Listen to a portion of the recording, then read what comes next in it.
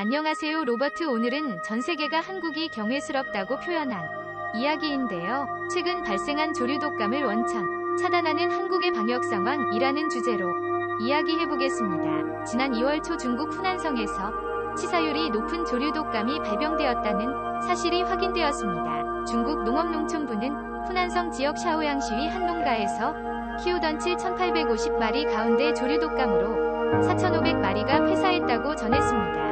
이어 조류 독감 발병 직후 지역 당국이 가금류 17,828마리를 살처분했다고 밝혔습니다. 가금류의 심각한 호흡기 질환을 일으키는 조류 독감은 사람에게도 전염이 됩니다. 드물기는 하지만 사람 간의 전염 가능성도 가지고 있지요.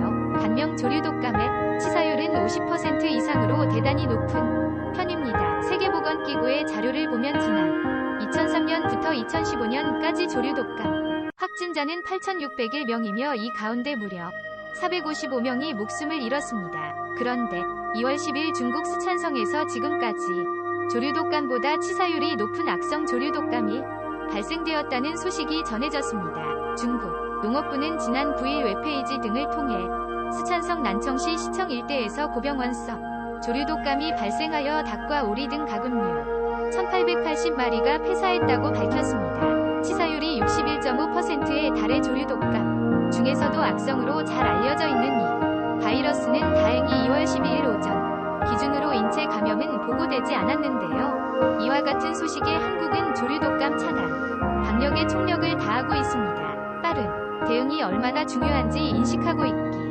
때문인데요. 사실 조류독감은 거의 매년 기승을 부려왔지만 약 2년 전부터 조류독감으로 인한 문제가 잠잠해졌습니다. 정부와 전문가들은 같은 방역 조치라도 핵심을 찌르는 3박자가 잘 맞아떨어진 결과라고 분석하고 있습니다. 첫 번째는 야생조류 예찰과 대응입니다. 농식품부와 환경부는 특별 방역대책기간에 돌입하는 매년 10월부터 수시로 야생조류의 분변을 관찰하며 포획하는 조류에게서도 AI 검사를 실시합니다. 이 과정에서 AI 바이러스 항원이 나오면 바로 조치를 취하고 있죠. 정밀검사 전이기 때문에 저병원성인지 고병원성인지 여부를 확실히 알 수는 없지만 일단은 반경 10m 이내의 7일간 이동 제한 조치를 먼저 내립니다. 각 농가를 오가는 차량도 이 기간에는 당연히 움직일 수 없습니다. 사전에 AI 전파 가능성 자체를 아예 차단하는 것이죠.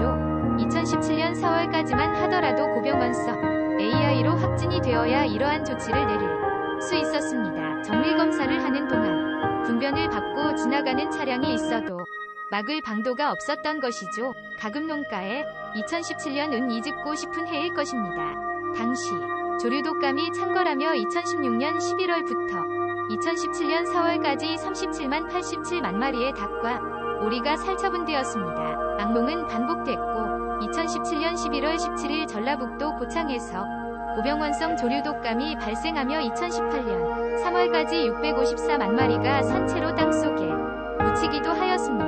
그 후 현재와 같은 조치가 취해지며 다음 농가에서 끔찍한 악몽은 반복되지 않고 있습니다. 두 번째는 철저한 도축장 소독입니다. 지난 2011년 12월 농식품부가 전국 48개 도축장을 점검한 결과 도축장의 9%에 이르는 곳에서 소독약을 적절히 희석하여 쓰지 못하고 있었다고 합니다. 농식품부는 적발된 35곳에 도축장에 경고를 했으며 소독관리에 신경을 쓰라고 확실한 당부를 전했습니다. 고병원성 조류독감에 걸린 야생조류가 발견되지 않고 있다는 점도 한몫을 하고 있다고 합니다.